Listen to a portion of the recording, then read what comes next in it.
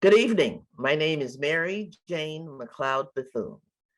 It is a pleasure to present some highlights and accomplishments of my life. Before my death, I wrote my last will and testament. It expresses my desires and goals for the future of African Americans. It is also a reflection of my legacy. I hope it will be a document that will inspire generations of African Americans of all ages. I started my legacy with I leave you love. Love builds. It is positive and helpful. It is much more beneficial than hate. Love will help to create a better world. Why do you think I was such an advocate for education? I was born in 1875 in Maysville, South Carolina. My parents, Samuel and Patsy McLeod, were former slaves. I was the 15th of their 17 children. We were very poor. Everyone in the family worked in the fields picking cotton. At age 9, I was so proud to be able to pick 250 pounds of cotton a day. Over the years, my family worked hard to buy the land in which they had been enslaved.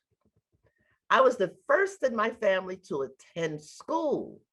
I walked 5 miles each way daily to go to school. The whole world opened to me when I learned to read. I did my best to share everything I learned in school with my brothers and sisters. I will never forget an incident when I was younger. I went with my mother to return the clean clothes she had washed for a white family. I was allowed to go into the bedroom of one of the children. When I picked up a book, the white child grabbed the book and said, "You can't read." At that time, I realized the difference between the white children and Black children was the ability to read and write. This was the beginning of my lifelong quest to educate myself and others. As I grew older, I understood more about the importance of receiving an education and how it is the best way to elevate an individual's position in life. One of my favorite quotes is, "Knowledge is the prime need for the hour." I attended Scotia Seminary, later known as Barbara Scotia College. I also attended the Dwight Moody Institute for Home and Foreign Missions, also known as Moody Bible Institute in Chicago.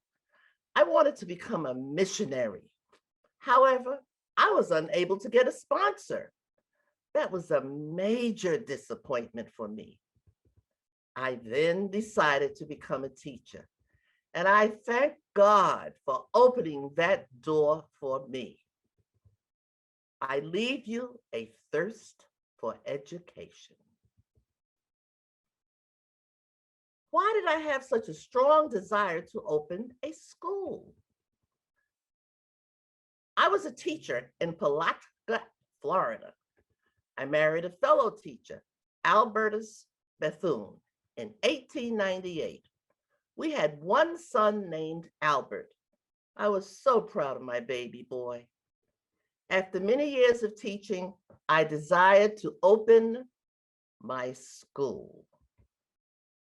I was passionate about providing an opportunity to educate our youth. I eventually arrived in Daytona Beach, Florida, with $1.50 in my pocket. I located a rundown 2-story cottage on a lot littered with trash.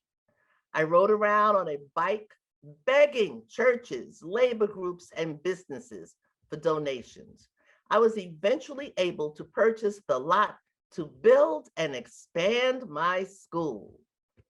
On October 4th, 1904, the Daytona Literary and Industrial School for Training Negro Girls opened its doors to the first students. There were 4 girls and 1 boy, my son Albert. In order to raise funds for my school, parents and church members baked cakes, pies, made ice cream and other food items, and sold them to everyone in the community. After a period of time, I discovered that many African American adults in the community also desired to attend my school. I then began night classes teaching reading, writing, money management, childcare, and other subjects. These efforts gave many African Americans the opportunity to improve their standard of living. After 2 years, my enrollment increased to 250 students. I raised enough money to purchase a larger building. I generated funds from wealthy individuals such as James Gamble, owner of Procter and Gamble, John D. Rockefeller, among others. When the new building was completed, I called it Faith Hall, for only my faith in God and his favor allowed me to open this new building. The huge sign over the entrance read, "Enter to learn, depart to serve." My educational center soon became a high school and then a college that later merged with Cookman Institute for Boys in Jacksonville, Florida in 1923. I became the first African-American female president of a college in Florida. Bethune-Cookman University is an outstanding school for higher education. It is among the many historically Black colleges and universities in the United States. That was one of my proudest accomplishments. I leave you a responsibility to our young people. How did I contribute to the voting rights movement? I was a strong advocate for voting rights. I was proud to teach adults financial literacy and strategies for passing Florida's literacy test, which was required for voting. The Ku Klux Klan opposed the right to vote for African Americans and tried to discourage my efforts. One night before an election, Klansmen marched around the school in their hoods and robes, carrying the torches, and threatened to burn down my school. I bravely told the Klansmen if they burned down the school, I would just rebuild and rebuild and rebuild again. I invited them to return in the daylight without their hoods so they could meet me face to face, but they never did. Only the Lord gave me the courage to challenge the Klan, and he also protected me that night. The next day, approximately 100 African Americans arrived at 8:30 a.m. to vote. We were kept in line all day long until finally we were able to cast our ballots and defeated the KKK's candidate. Praise the Lord. I leave you hope. Why did I feel the need to establish a hospital? A student from my school was diagnosed with appendicitis.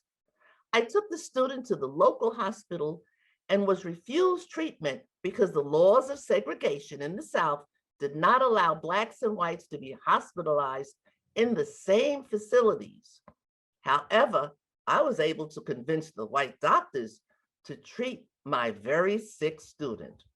Upon returning the next day, I was taken to the back of the hospital where I was so shocked and heartbroken to see my sick student recuperating on a cot in a screened porch after having major surgery. What a disgrace. I then made the decision to open a hospital in 1911. Due to God's grace and mercy, I purchased the building next to Faith Hall and opened a hospital for my students. While it only had 2 beds, it became the first hospital for African Americans in Daytona Beach. I named it McLeod Hospital in memory of my dear parents.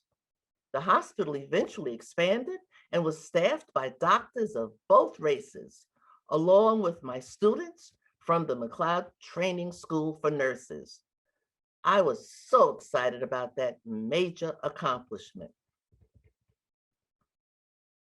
I am very proud to say that I was an advisor to 4 United States presidents: President Calvin Coolidge, President Herbert Hoover, President Franklin Roosevelt, and President Harry Truman all appointed me to different committees that focused on policies that would benefit African Americans. Another of my greatest achievements was to be the founder of the National Council of Negro Women in 1935. The mission was to advance opportunities and improve the quality of life for African American women, their families, and communities. I was also thrilled to become an honorary member of Delta Sigma Theta Sorority Incorporated because of my devotion to sisterhood, scholarship, and service. I leave you racial dignity. Some of my other accomplishments were as follows. I was pleased to have the opportunity to be a co-owner of a beach resort in Daytona, Florida, since Florida's beaches banned African Americans. I was also a co-founder of the Central Life Insurance Company of Tampa, Florida. I learned that so many of our people did not have life insurance. When the opportunity presented itself, it was another honor to be a co-founder of an insurance company to make purchasing insurance policies accessible to African Americans. Over the course of my life, I cannot believe I received 11 honorary degrees from Black and white colleges, including Rollins College in Orlando, Florida, where I was the first African American to receive such an honor in the entire South. Again, I say, only through God's grace and mercy. In 1973, I was inducted into the National Women's Hall of Fame. There is a Mary McLeod Bethune Memorial in Lincoln Park in Washington, D.C. It is a bronze statue featuring me giving a copy of my last will and testament to young African American children. It was unveiled on July 10th, 1974. It is the first monument to honor an African American woman in a public park in Washington, D.C.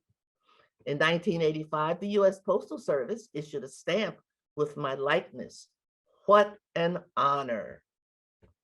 My strong religious foundation enabled me to pursue my dreams and attain my goals.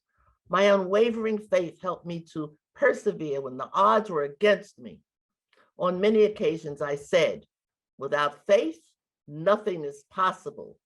With faith, nothing is impossible. Faith in God is the greatest power, but great too is faith in one's self. I leave you faith. What are my final words in my legacy that I leave for generations to come? If I have a legacy to leave my people, it is my legacy of living and serving. As I face tomorrow, I am content, for I think I have spent my life well. I pray now that my philosophy may be helpful to those who share my vision of a world of peace, progress, brotherhood, and love. Thank you.